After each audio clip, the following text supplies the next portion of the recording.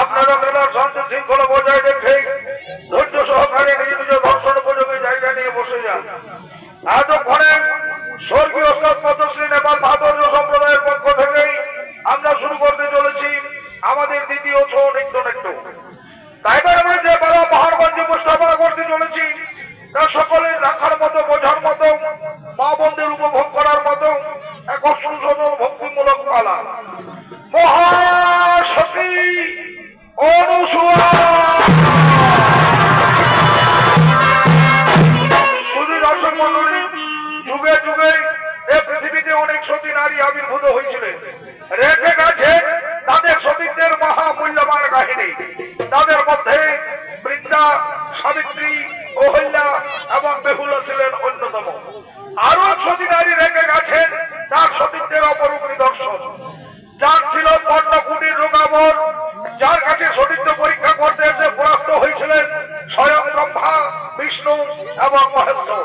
যার স্বামী সেবার কাছে পরাজিত হয়েছিলেন লক্ষ্মী, সরস্বতী ও কৈলাস ধরণী পার্বতী।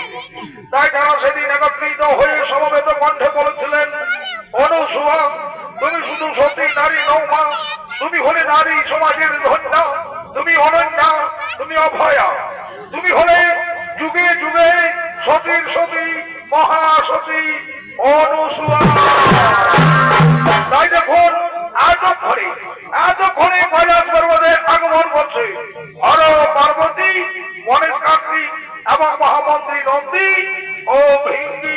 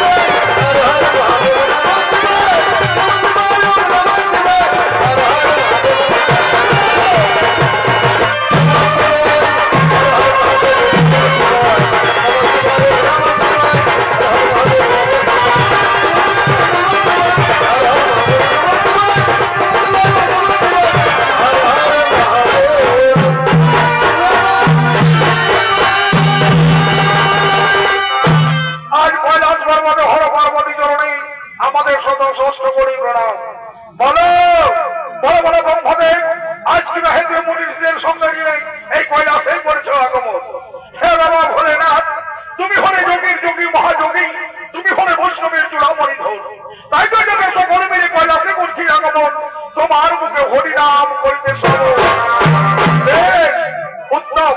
তবে শান্তভাবে নিজের যাত্রা করিও গ্রহ। এক্ষুনি আমি তোমাদেরকে শোনাবো হরিনাম সংকীর্তন। আমি এক্ষুনি তোমাদের শোনাবো হরিনাম সংকীর্তন।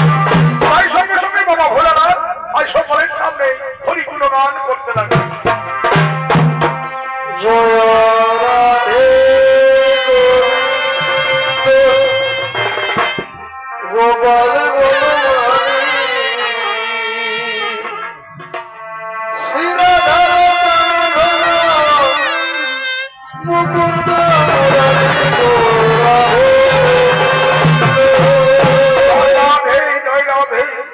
আর দিন গেল কাজে রাত্রি গেল নিদ্রে না ভজিলাম রাধা কৃষ্ণ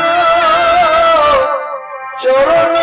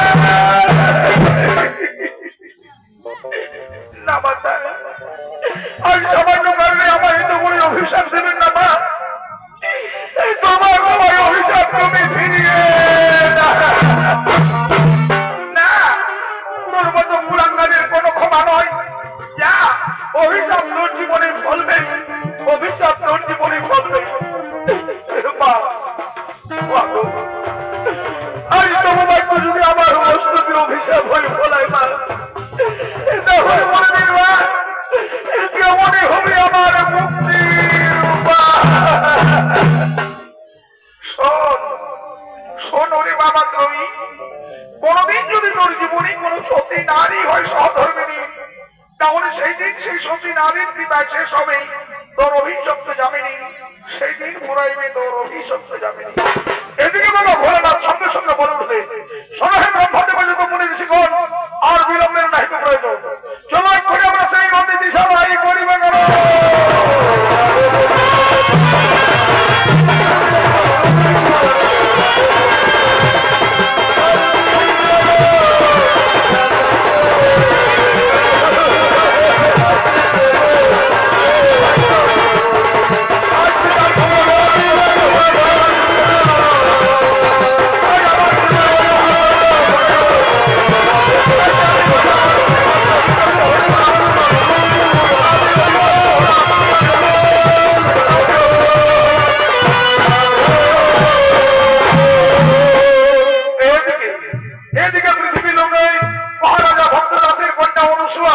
তিনি তার সখীদের নিয়ে আজ গোবিন্দ ঠাকুরের পূজা করার জন্য ছুটে চলেছেন তার গৃহ মন্দিরের পথে।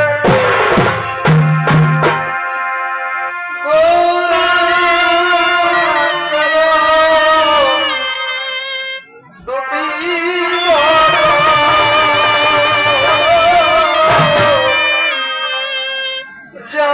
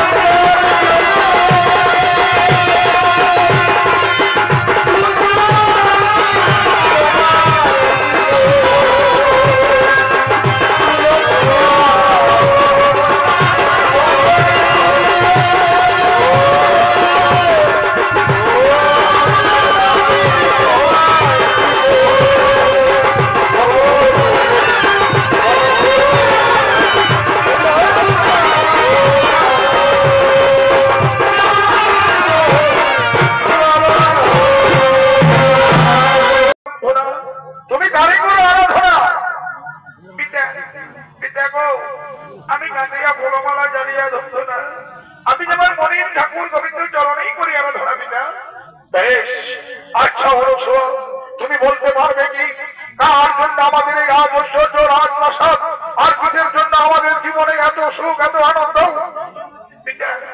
পিতা গো, একমাত্র ভগবান গোবিন্দের সুদয়াই আমাদের জীবনে এত সুখ এত আনন্দ।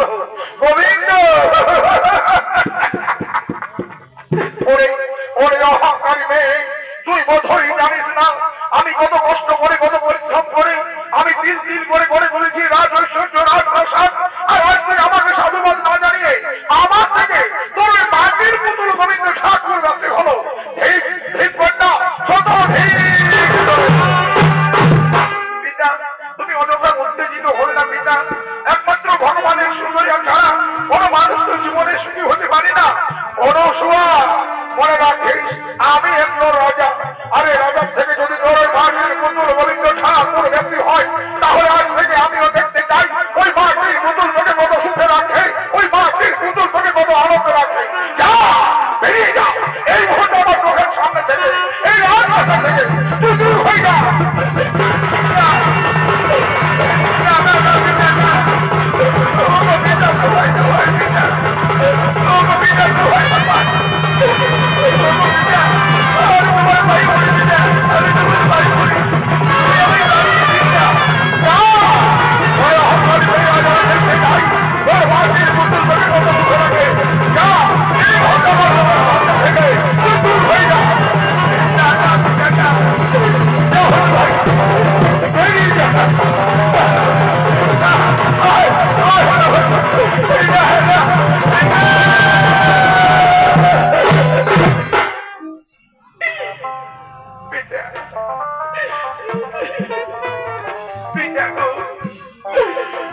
আমি তো কোনো অন্যায় কর্ম করে দিচ্ছি না, তবু কেন তুমি আমায় দূর দূর করে দাঁড়িয়ে দিচ্ছ পিতা?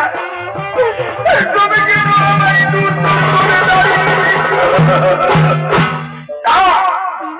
আজ থেকে তুই আর আমাকে পিতা বলে রাখিস না। আজ থেকে ওই মাটির পুতুল হলো তোর পিতা, ওই মাটির পুতুল হলো তোর সুখের ভাগিদার। ওদিকে ব্রহ্মদেবের পুত্র ত্রয়ীমুনি, সে মাতা পার্বতীর অভিশাপের কুষ্ঠ রোগে আক্রান্ত হয়ে এই পৃথিবীতে আবির্ভূত হয়েছে। ভগবান, এত দুঃখ কষ্ট জ্বালা যন্ত্রণা আমি সহ্য করতে পারি না দয়া। এবার তুমি আমায় মৃত্যু দাও, তুমি আমায় মৃত্যু দাও। অনুসুয়া, এই একটু আগে তুই আমাকে বলেছিলিস না ওই মাটির পুতুলের জন্য নাকি তোর জীবনে এত সুখ এত আনন্দ? তাহলে ওই দেখ অনুসুয়া, আজ ওইখানে একটা মুমূর্ষু রোগা মানুষ পড়ে আছে। আজ আমি ওর সঙ্গে তোকে বিয়ে দিয়ে দেবো, দেখি তোর মাটির পুতুল তোকে কত সুখে রাখে।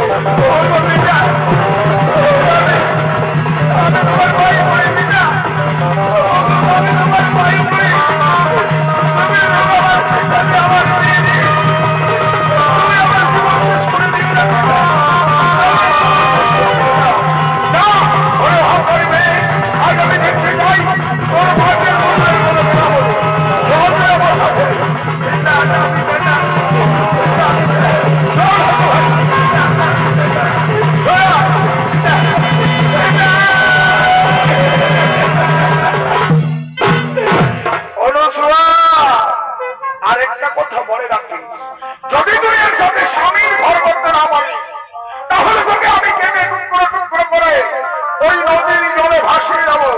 কথাটা মনে থাকে যেন, কথাটা মনে থাকে যেন।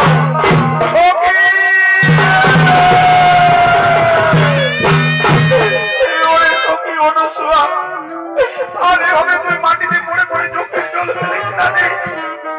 ওরে আমরা যেদিন চোখের জল সহ্য করতে পারছি না। ওরে সখীরা, আমার এই চোখের জল কিন্তু বেদনার নইনি, কিন্তু আনন্দের অশ্রু দ্বারা। ওরে আমি কাঁদবো কেন? আজ আমার জীবনে কত সুখের দিন, কত আনন্দের দিন। ওরে আজকে আমার বিয়ে।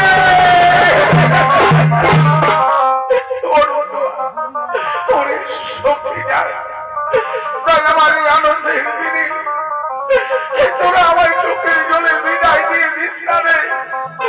তোরা চোখের জলে বিদায় দিয়ে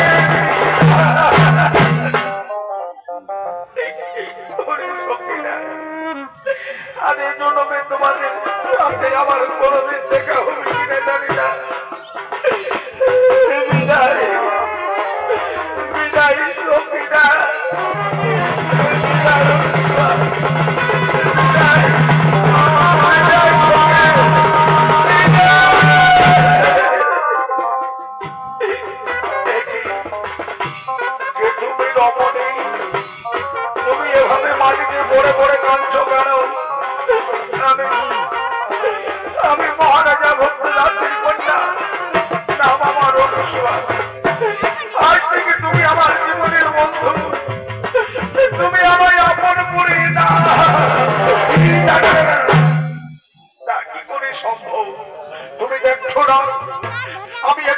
কুষ্ঠব্যাধিগ্রস্ত মানুষ, আর তুমি রাত করে না। তুমি কি এত দুঃখ যন্ত্রণা সহ্য করতে পারবে? পারো? জীবনে শত দুঃখ যন্ত্রণা মাথায় নিয়ে সমস্ত দেবতাদের শাস্তি রেখে আজ আমার পিতার পছন্দ করা মাত্রের গলায় মালা পরি আমি যে তোমায় স্বামী রূপে বরণ করে নিলাম। তুমি কি করলে? যারে দুবেলা দুমুঠো ভিক্ষা করার ক্ষমতা নাই, সেই মৃত্যু পথটা ভিক্ষারীকে তুমি স্বামী রূপে বরণ করে তুমি বড় ভুল করলে হরসুয়া, তুমি বড় ভুল করলে। আমি কোন ভুল কাজ করিনি। তুমি যে আমারই হোতাল, তুমি যে আমার পরতা। চলো স্বামী, আজ সেসব কথা ভুলে গিয়ে আমরা দুজনে ওই মিলে ভাই একটা পাতা আর তুমি করিব নির্মাণ। তাহলে যাই চলো।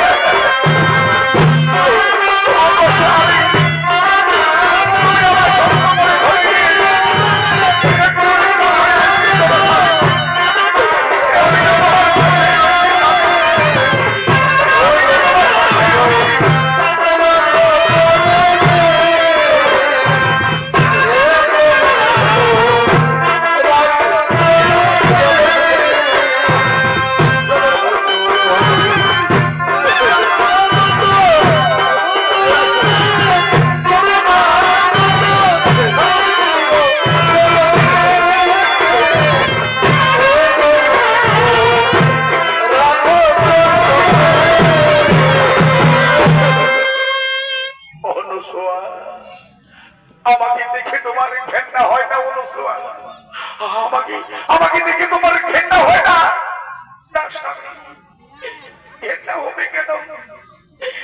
তুমি যে আমার জীবন, তুমি যে আমার প্রাণ, তুমি যে জন্ম জন্মান্তরের স্বামী এই দেখো স্বামী, আজ আমি চোখের জলে ধুয়ে মুছে পরিষ্কার করে দেব তোমার শরীরের যত দুর্গন্ধ,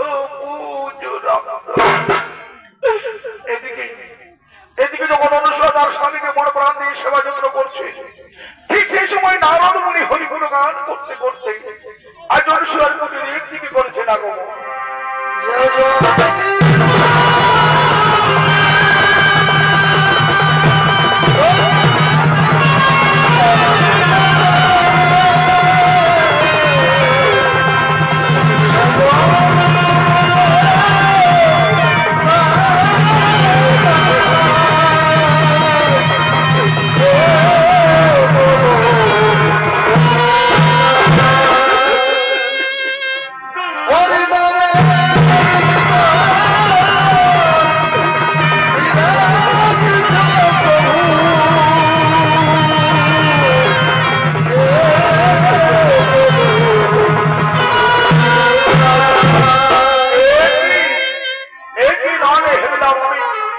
আমি তো জীবনে কোনদিন কোন নারীকে এভাবে স্বামী সেবা করতে দেখিনি।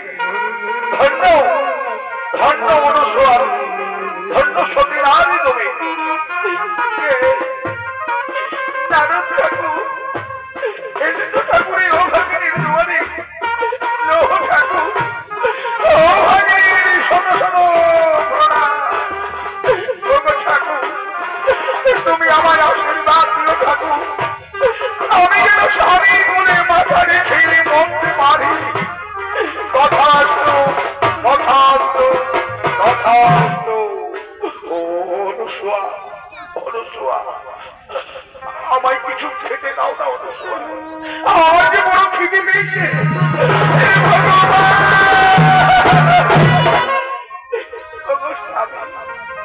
এই অসময়ে আমি কোথায় কি পাবো যে তোমায় খেতে দেবো? আমার কাছে কিছু খাবার নেই। জানো, আজ 7 দিন হয়ে গেছে আমার পেটে কোনো দানা পানি পড়ে নেই। আমি পুরো ক্ষুধার্ত। যদি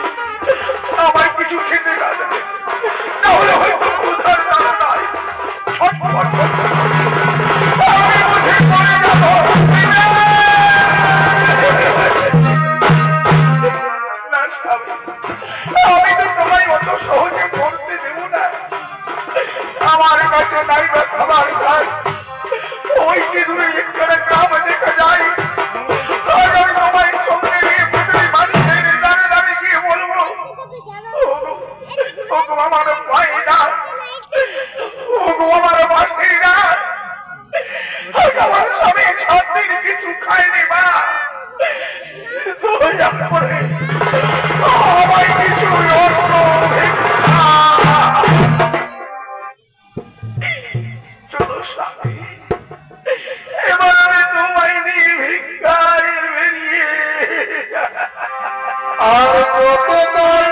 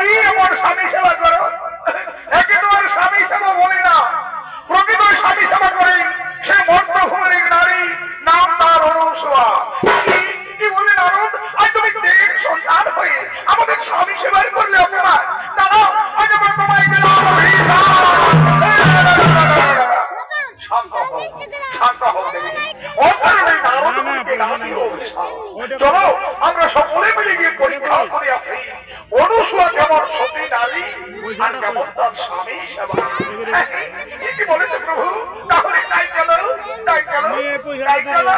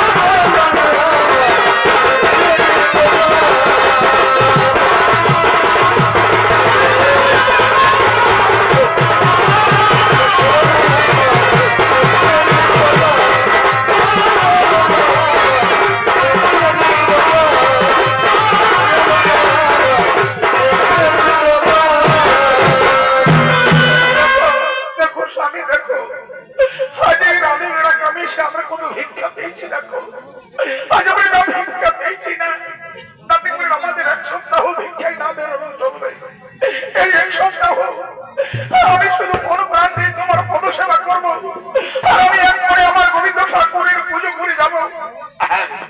তুমি তাই করবে অনুসোয়া, তুমি তাই করবে। ওগো স্বামী, তুমি তখন করে বৃক্ষ ছাড়লে একটু বিশ্রাম করো স্বামী। আমি একবারে মাসের গঙ্গা নদী থেকে স্নান করে আসছি। এসো এসো স্বামী, তুমি এখানে একটু বিশ্রাম করো, আমি আসছি স্বামী, আমি একবারে স্নান করে আসছি।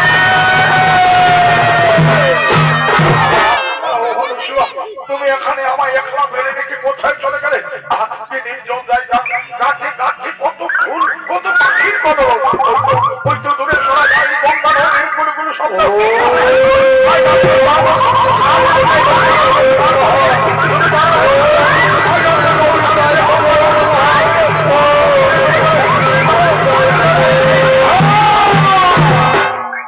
যে আমায় পদাঘাত করবে ওরে আমি মারকণ্ড করি। আমি একবারে গঙ্গা তীরে বসে ধ্যান করছিলাম আর আমারই করলে পদাঘাত। আজ আমি ধরে পেলাম অভিশাপ। 3 সপ্তাহ পরে যেদিন আকাশে সূর্য উদয় হবে সেই দিন সূর্যোদয়ের সঙ্গে সঙ্গে তোর মৃত্যু হবে, তোর মৃত্যু হবে, তোর মৃত্যু হবে।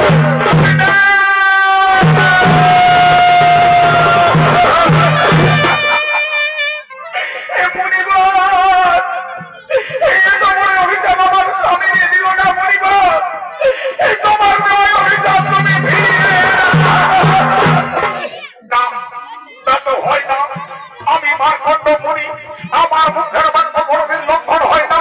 3 সপ্তাহ পরে যেদিন আকাশে সূর্য উদয় হবে সেই দিন সূর্যোদয়ের সঙ্গে সঙ্গে তোর স্বামীর মৃত্যু হবে, তোর স্বামীর মৃত্যু হবে, তোর স্বামীর মৃত্যু হবে।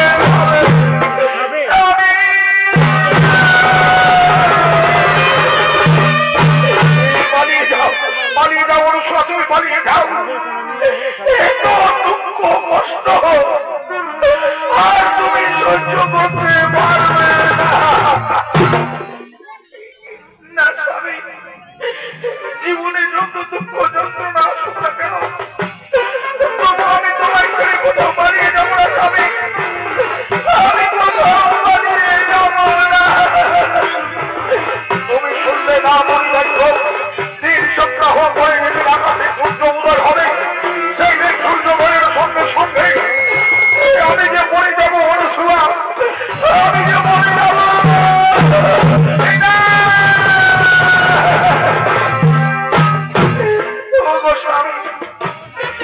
আমি তো তোমায় অত সহজে মরতে দেবো না, আমি দেবো না। আজ না হলে তুমিও প্রাণ খুলে শুনে নাও, যদি আমি প্রকৃত সঙ্গে নারী হয়ে থাকি, যদি আমি একবারে তোমার মতো সেবা করে থাকি, তাহলে আমিও সূর্যদেবকে অভিশাপ দিলাম। হে সূর্যদেব, 3 সপ্তাহ পর থেকে তুমি আমার কাছে উদিত হয়ে না। যদি তুমি আমার কাছে উদিত হও তাহলে তুমিও মরে যাবে। তুমি কি করলে অনুসুয়া? তুমি কেন অকারণে আজ সূর্যদেবকে এত বড় অভিশাপ দিলে? ওই মার্কণ্ড মুনির অভিশাপ থেকে তোমার জীবনকে রক্ষা করার জন্য আজ আমি বাধ্য হয়ে সূর্যদেবকে চলো স্বামী, এবার আমি তোমায় নিয়ে কুটিরে চলে যাই।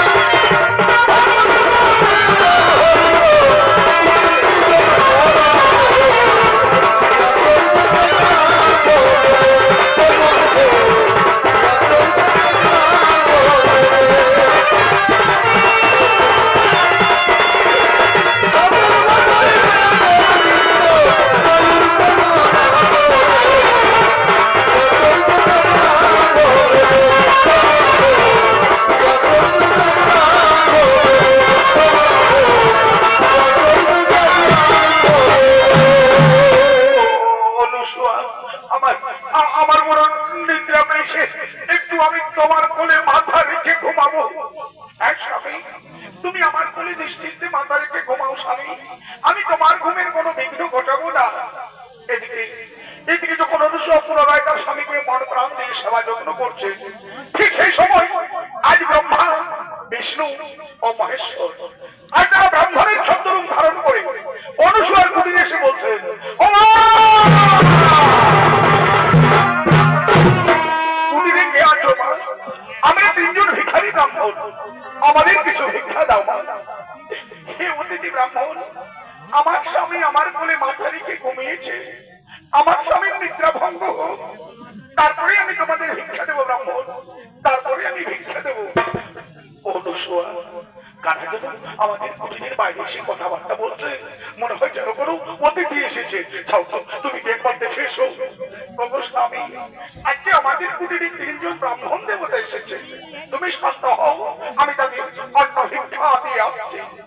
এই নাও, এই নাও অতিথি ব্রাহ্মণ, আজ অভাগের অন্ন ভিক্ষা গ্রহণ করো। এই অভাগের অন্ন আমরা তো তোমার কাছে ভাবে ভিক্ষা নিতে পারবো না, তুমি যদি আমাদের বিবস্ত্র হয়ে ভিক্ষা দাও, তুমি আমরা তোমার কাছে ভিক্ষা দেবো।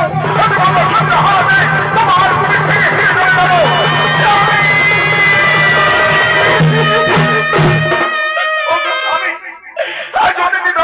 আমার কাছে বিবস্ত্র হওয়ার পর ভিক্ষা নেবো বলতে, কিন্তু আমি একজন পূর্ণ যৌবনা নারী, আজ আমি কেমন করে তাদের বিবস্ত্র হয়ে ভিক্ষা দেবো? ওদিকে যোগমায় আকাশ হতে বলছেন, অনুসূয়া তুমি কোনো চিন্তা করো না মা, তোমার গোবিন্দ ঠাকুরের ঘটিতে জল আছে, সেই জল তুমি ওদের ব্রাহ্মণের গায়ে ছিটিয়ে দিয়ে যাও মনে করবে মা, সঙ্গে সঙ্গে তারা তাই হয়ে যাবে। অনুসূয়া কে যেন আমাদের আকাশ পথে কি একটা বলে গেল, তুমি কিছু শুনেছ? স্বামী আমি সব শুনেছি, তুমি একটু শান্ত হও। এই নাও, এই নাও অতিথি ব্রাহ্মণ, আজ তোমরা কাছে এসো, এসো, আজ আমি তোমাদের ভিক্ষে দেবো। এসো ব্রাহ্মণ, এসো, তোমরা শিশু হয়ে যাও, তোমরা শিশু হয়ে যাও, শিশু হয়ে যাও।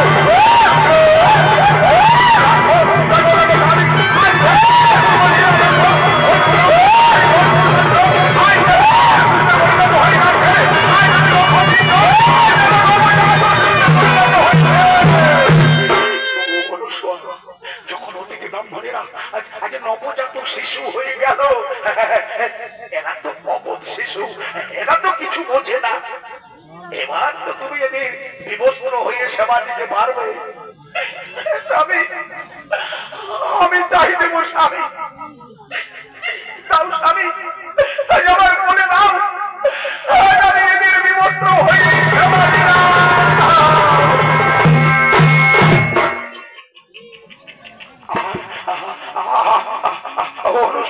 আমার কিন্তু কোন সন্তান সন্ততি নেই, এই তিন সন্তানকে নিজ সন্তান মনে করে এদেরকে আমরা কোলে পিঠে পিঠে মানুষ করবো। দাও অনুসূয়া, আমার কোলে দাও, আজ এই তিন সন্তানকে নিয়ে আমরা আনন্দে মেতে যাই। অনুসূয়া আজ আমরা আনন্দে মেতে যাই।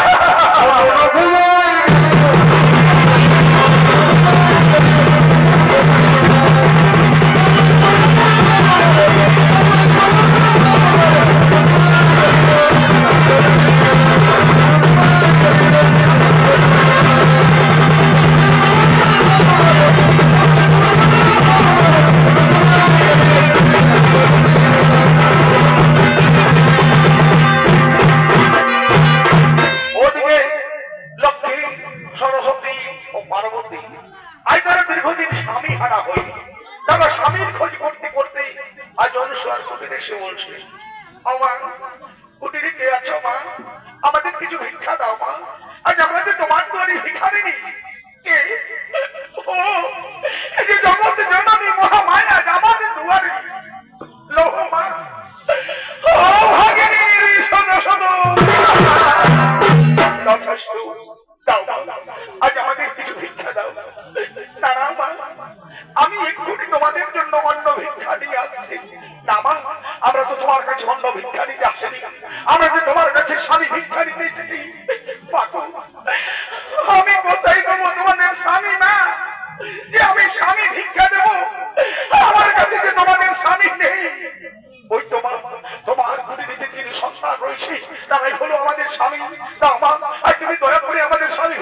দাও মা গো, আমার কুটির সন্তান যদি তোমাদের স্বামী হয় মা, আর যাও মা, নিজ নিজ স্বামী পছন্দ করে নিয়ে তোমরা নিজ স্বামী ফিরে চলে যাও মা, আমার কোনো আপত্তি নেই মা, আমার কোনো আপত্তি নেই। চলো লক্ষ্মী, চলো সরস্বতী, আজ আমরা নিজ নিজ স্বামী পছন্দ করে নিয়ে আজ আমরা নিজ ধামে ফিরে চলে যাবো, কেমন? হ্যাঁ ঠিকই বলেছো, চলো চলো চলো, তাই চলো।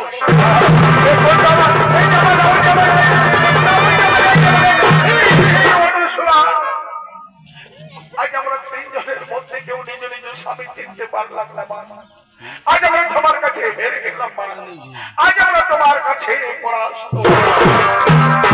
মা গো, তোমরা না তিনজনেই সত্যি নারী, আর তোমরা সত্যি নারী হয়েও নিজ পথে চিনতে পারলে না। এসো মা, আমি তোমাদের স্বামী চিনিয়ে দেবো। এই দেখো মা, এই দেখো আমার জ্যেষ্ঠ সন্তান, দেখো এর গায়ে জল জল করছে ব্রহ্ম।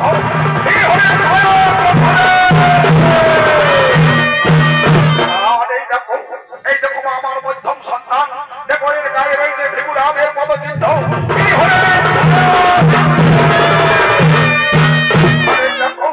এই দেখো মা আমার কনিষ্ঠ সন্তান, দেখো এর গলায় রয়েছে নীলবর্ণ।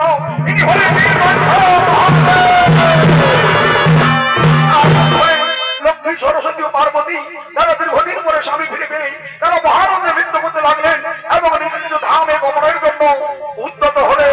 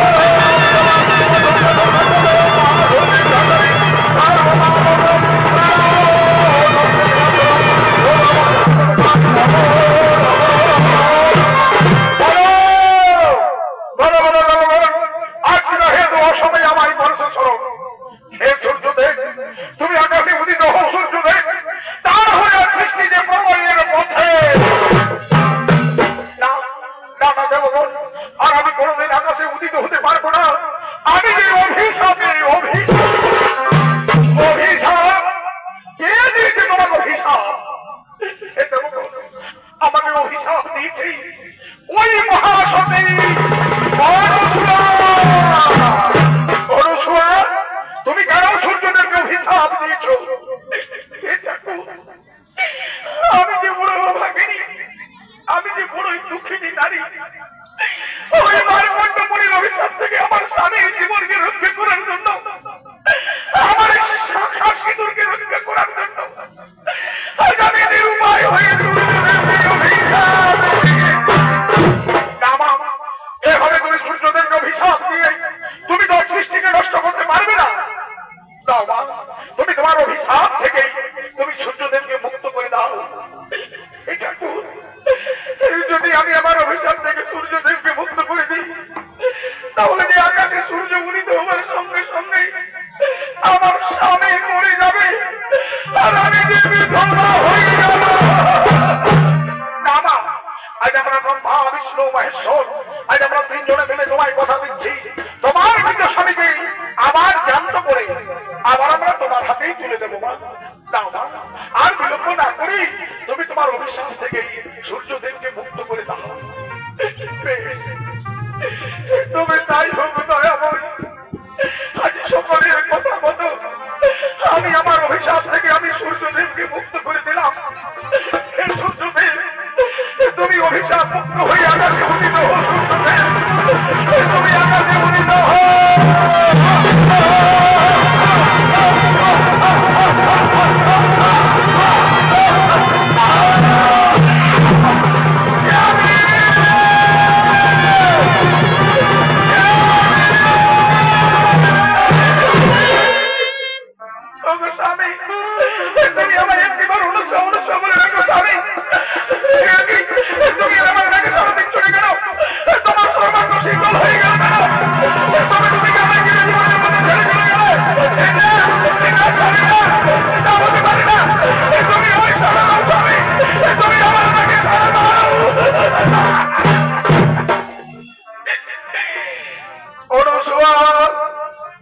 তুমি শান্ত হও, তোমার স্বামী তো মরেনি, সে আমাদের আশীর্বাদে আবার জীবিত হয়ে উঠবে। ওঠো ওঠো পরিবার, তুমি ওঠো, তুমি জানো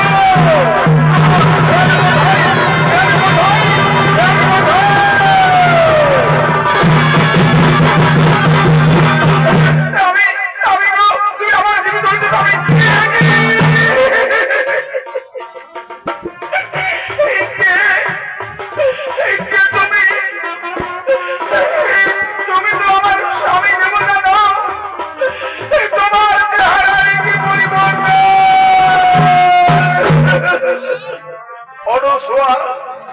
তুমি শান্ত হও মা, তোমার স্বামী তো কোনো কুষ্ঠবাদীগ্রস্ত রোগা মানুষ নয় মা, তোমার স্বামী একজন সাক্ষাৎ দেবতা। কি বললে? আমার স্বামী কোন রোগা মানুষ নয়, আমার স্বামী হলো একজন সাক্ষাৎ দেবতা। তোমার স্বামী হলো ব্রহ্মদেবের পুত্র ত্রয়ীমুনি, সে আমার অভিশাপে কুষ্ঠরোগে আক্রান্ত হয়ে এই পৃথিবীতে আবির্ভূত হয়েছিল মা। আর আজ তোমার মতো সতী নারীর হৃদয় সে অভিশাপ থেকে মুক্তি পেয়েছে। তুমি ধন্য মা, তুমি ধন্য সতী নারী।